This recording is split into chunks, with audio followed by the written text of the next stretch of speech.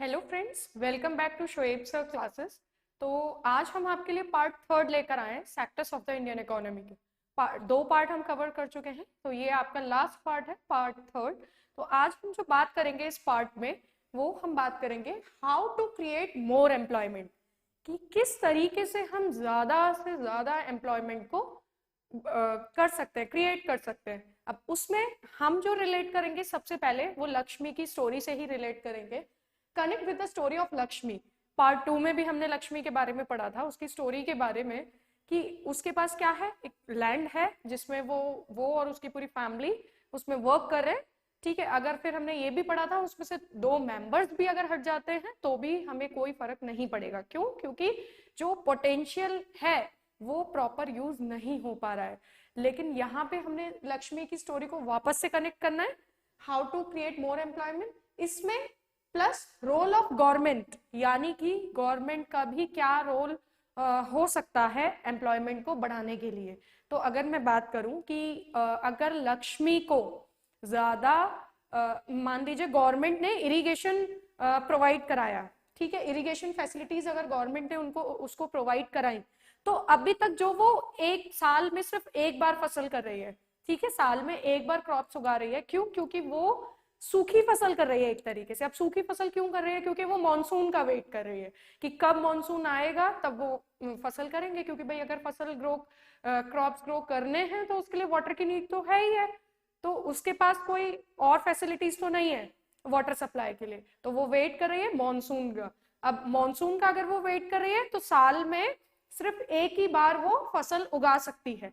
तो यहाँ पे तो एम्प्लॉयमेंट नहीं जनरेट हो पा रहा है। लेकिन अगर गवर्नमेंट उसको इरिगेशन फैसिलिटीज प्रोवाइड कर देगी तो अब वो क्या कर सकती है, मॉनसून के अलावा भी जब बारिश नहीं होती है उन सीजन में भी वो क्या कर सकती है, साल में एटलीस्ट दो बार तो फसल उगा ही सकती है ना, क्योंकि उसको इरिगेशन फैसिलिटीज प्रोवाइड हो गई। अब जब इरिगेशन फैसिलिटी प्रोवाइड होगी तो साल में दो बार फसलें हुई, साल में दो बार फसलें हुई तो यानी कि क्रॉप प्रोडक्शन भी उसका बढ़ेगा। ठीक है, अभी तक एक टाइम हो रहा था, सिर्फ इतना हो रहा था कि वो अपनी नीड्स पूरी कर रही थी। लेकिन यहाँ पे क्या हो रहा है कि अब जब पहले दो लोग भी अगर चले जा रहे थे तो कोई फर्क नहीं पड़ रहा था हमें, लेकिन यहाँ पे वो दो लोग भी ना जाए और हमें एक्स्ट्रा लेबर भी जरूरत पड़ सकती है। तो यहाँ अब प्रोडक्शन बढ़ेगा, प्रोडक्शन बढ़ेगा तो आपकी क्रॉप्स बढ़ेंगे, क्रॉप्स बढ़ेंगे तो यहाँ पे अब क्या है, रिडक्शन इन डिसगाइज्ड अनएम्प्लॉयमेंट, यानी कि अनएम्प्लॉयमेंट भी कम होगा, लोगों को काम मिलेगा। ठीक है, यहाँ पे लोग वर्क करेंगे। और इन कंस्ट्रक्शन, अब मान लीजिए इरिगेशन फैसिलिटीज उसको प्रोवाइड हो गए, ठीक है, तो जब इरिगेशन हुआ क्रॉप प्रोडक्शन बढ़ता गया। अब ये भी होगा कि गवर्नमेंट डैम्स बनाएंगी, ठीक है, जब डैम्स कंस्ट्रक्ट होंगे तो वहां भी लेबर की जरूरत पड़ेगी। अब डैम्स कंस्ट्रक्ट हुए, लेबर की जरूरत पड़ी, तो क्या हुआ, लोगों को काम मिला ना, तो यहाँ भी अनएम्प्लॉयमेंट खत्म हुआ, मतलब कि एक तरीके से यहाँ भी एम्प्लॉयमेंट जनरेट हुआ। इन्वेस्टमेंट इन ट्रांसपोर्टेशन, जब प्रोडक्शन ज्यादा होगा तो भाई वो हाथ में तो लेकर चली नहीं जाएगी, ठीक है, उसको ट्रांसपोर्ट की भी नीड होगी, यानी ट्रॉली ट्रैक्टर जो भी गांव में लोग यूज करते हैं, तो वो उसके थ्रू एक मतलब वहां से फील्ड से जिस जगह तक पहुंचाना है, मतलब वेयर हाउसेज में पहुंचाना है ना, या जहां भी उनको अपना स्टोर करना है पूरा प्रोडक्शन, वहां तक के लिए ट्रांसपोर्ट की भी नीड है। जब ट्रांसपोर्ट की नीड है तो यहाँ पे भी लोगों की जरूरत है। अब आपने देखा भी होगा गांव में कुछ लोग क्या करते हैं, एक्स्ट्रा वेजेस के लिए, मतलब कमाने के लिए खेती तो करते ही करते हैं, उसके साथ साथ वो क्या भी करते हैं कि ट्रैक्टर भाड़े पे चला लिया पर डे के हिसाब से, है ना, या ट्रॉली चला ली तो एक जगह से दूसरी जगह तक सामान पहुंचा दिया। तो वो क्या हो रहा है, एक तो अनएम्प्लॉयमेंट खत्म हो रहा है, पहली चीज लोगों को काम मिल रहा है, कुछ ना कुछ काम में वो एंगेज हो रहे हैं, और दूसरा साथ ही साथ उसको क्या हो रहा है कि एक्स्ट्रा अर्निंग भी हो रही है फार्मर्स को, या जो विलेजेस में लोग हैं।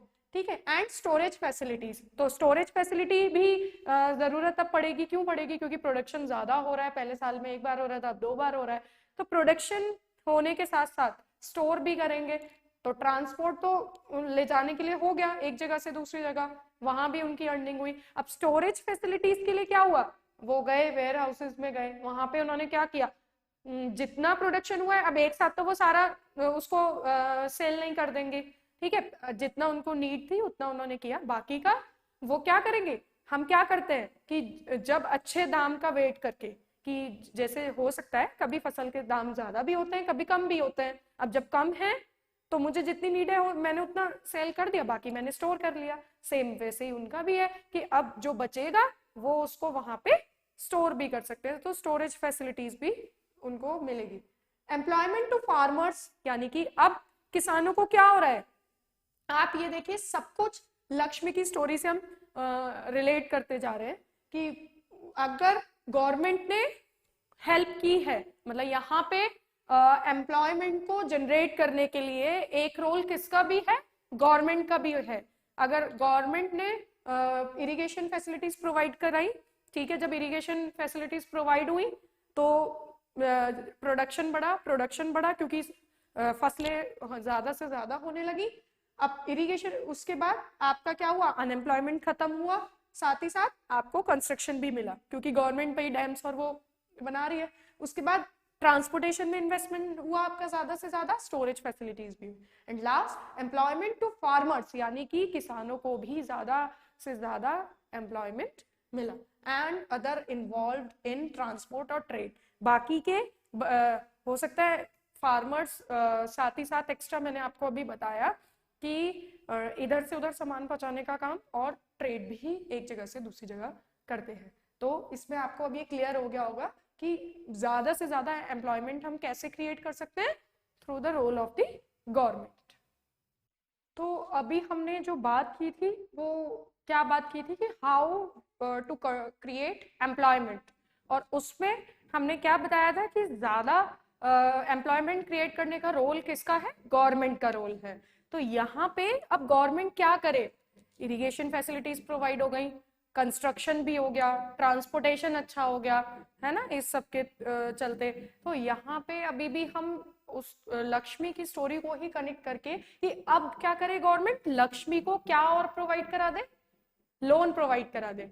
क्यों, क्योंकि अब जैसे जैसे उसका प्रोडक्शन बढ़ता जा रहा है वैसे वैसे उसको इक्विपमेंट्स की भी जरूरत है, इक्विपमेंट्स की जरूरत है, न्यू टेक्नोलॉजीज की जरूरत है, जिससे वो और ज्यादा ग्रो कर सके और ज्यादा अनएम्प्लॉयमेंट खत्म हो सके। तो यहाँ पे गवर्नमेंट ने लोन प्रोवाइड कराया, जब क्योंकि किसी भी काम को करने के लिए पैसे की नीड तो हमें है ही है। अब जब हम किसी उस पे लेवल पे क्रॉप प्रोडक्शन स्टार्ट कर रहे हैं, ठीक है, ज्यादा क्वांटिटी में स्टार्ट कर रहे हैं, तो हमें न्यू इक्विपमेंट्स की भी जरूरत है। न्यू इक्विपमेंट्स को बाय करने के लिए क्या हुआ, लक्ष्मी ने यहाँ पे लोन ले लिया, तो न्यू इक्विपमेंट्स मिले एंड स्टार्टिंग न्यू वर्क। फिर उसने सोचा कि अब जब इक्विपमेंट्स अच्छे, आपको अगर कोई काम स्टार्ट करना है और सारे इक्विपमेंट्स आपको प्रोवाइड कर दिए जाएं तो फिर उस काम को भी आप अच्छे से स्टार्ट कर सकते हैं, ठीक है। तो यहाँ उसने भी इक्विपमेंट्स, न्यू इक्विपमेंट्स खरीदे, और अब उसने सोचा कि ठीक है अब वो किसकी खेती करेगी। एक एग्जांपल ले लीजिए, उसने आलू की खेती की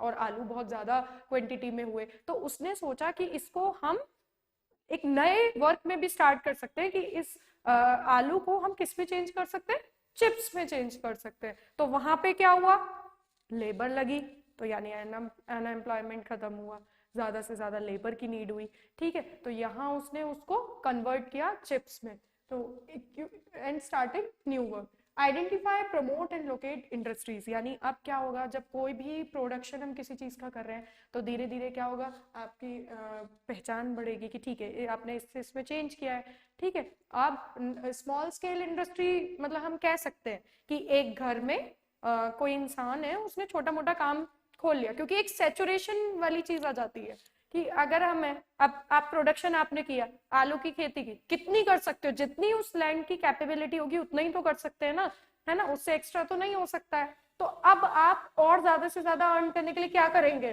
क्योंकि भाई उसकी कैपेसिटी तो सिर्फ इतने है कि इतने आलू वो उगा सकता है और उतने आलू से ही इतने चिप्स बन सकते हैं।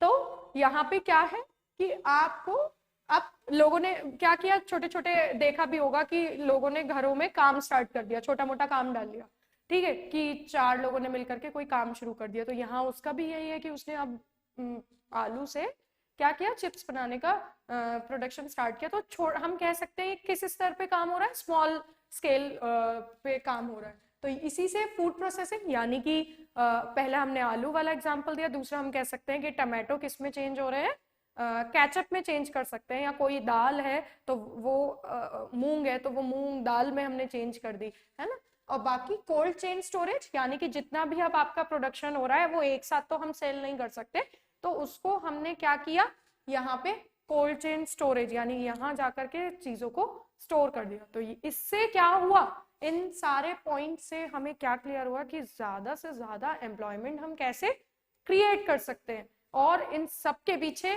किसका हाथ है, गवर्नमेंट का। तो यानी अब हम जो पढ़ रहे हैं वो the suggestion discussed till now would take a long time to implement, यानी ये हमें पता है कि गवर्नमेंट हमारी हेल्प कर रही है। अब कोई भी चीज है, अगर मैंने फॉर एग्जांपल ये सोचा है कि मुझे एक स्कूल ओपन करना है, ठीक है, मैं कैपेबल हूँ, मैं कर सकती हूँ, लेकिन कोई भी काम करने के लिए थोड़ा तो वक्त लगता है ना। तो यानी कि हमने अभी तक बहुत अच्छी बातें तो की हैं कि कैसे हम क्रिएट कर सकते हैं एम्प्लॉयमेंट, कैसे हमें हेल्प मिल सकती है गवर्नमेंट से, लेकिन उन सब कामों को भी होने के लिए कुछ वक्त हमें चाहिए अभी भी फॉर शॉर्ट टर्म। लेकिन अब यहाँ पे क्या बताया कि शॉर्ट टर्म में we need some quick measures to solve the problem of unemployment, यानी कुछ क्विक मेजर्स को लिया गया है अनएम्प्लॉयमेंट को खत्म करने के लिए। Recognising this, the central government in India made a law implementing the right to work. Right to life तो आपने सुना होगा, आर्टिकल 21 में है, तो उसमें हमने क्या पढ़ा है राइट टू लाइफ में, कि जीने का अधिकार। ऐसे ही जब हम हमारे राइट टू लाइफ है, मतलब जीने का अधिकार, जीने के लिए हमें काम भी तो चाहिए, क्योंकि पैसा चाहिए हर चीज को खरीदने के लिए, कुछ भी करने के लिए। तो यहाँ पे right to work in about 625 districts of India, यानी ये पहले का डाटा है, अगर हम अभी की बात करें तो और बढ़ गया होगा। तो 625 डिस्ट्रिक्ट्स में इंडिया के क्या इंप्लीमेंट किया गया, राइट टू वर्क। अब 2005 में मगरेगा, यानी ये पहले था नरेगा, लेकिन जैसे जैसे गवर्नमेंट चेंज होती है नाम भी बदलते रहते हैं, तो अब आया मगरेगा। यानी इसकी फुल फॉर्म क्या है आप देख लीजिएगा, Mahatma Gandhi national rural employment guarantee act. अब जो हमारा टॉपिक है वो है मगरेगा 2005, Mahatma Gandhi national rural employment guarantee act, यानी ये एक्ट कब स्टार्ट हुआ है, 2005 में। तो इस एक्ट में क्या फीचर्स हैं, क्या फीचर्स बताए हैं, state funded work creation programme. State funded work creation से क्या मतलब है कि यहाँ हमें गवर्नमेंट वर्क प्रोवाइड करेगी, लैंड प्रोवाइड करेगी, मतलब एम्प्लॉयमेंट देगी, ठीक है, और हमें क्या करना है, लोगों को यहाँ पे काम करना है। वर्क कौन प्रोवाइड करेगा, गवर्नमेंट करेगी।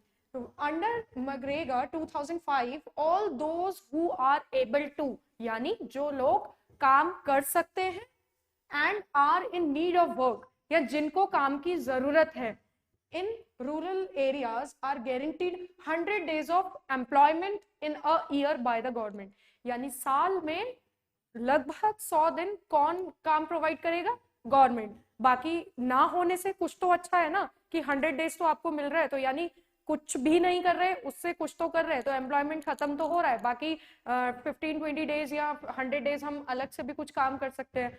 तो अब आप कहेंगे कि मैम बस 100 ही तो डेज दे रहे हैं गवर्नमेंट, तो कुछ तो वो प्रोवाइड कर रहा है ना हमें पूरे साल में।